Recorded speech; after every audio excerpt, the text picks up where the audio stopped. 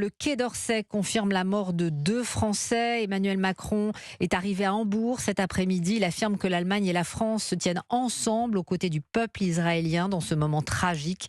Avec le chancelier Olaf Scholz, ils appelleront le président américain Joe Biden et le premier ministre britannique Rishi Sunak dans la soirée pour évoquer la situation au Proche-Orient.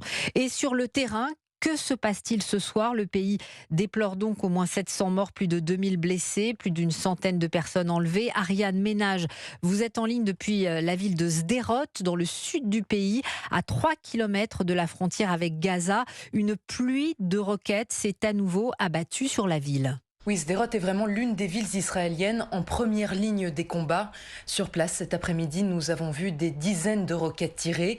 Certaines n'ont pas été interceptées par le système de défense antiaérien, se sont écrasées en pleine rue ou sur des immeubles résidentiels.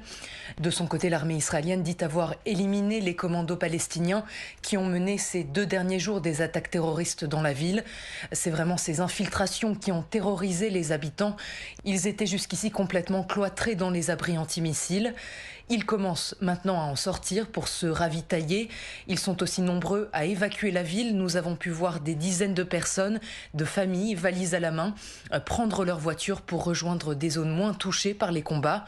À Sderot, l'armée israélienne a déployé de très nombreuses troupes et dans toute la région autour de la bande de Gaza.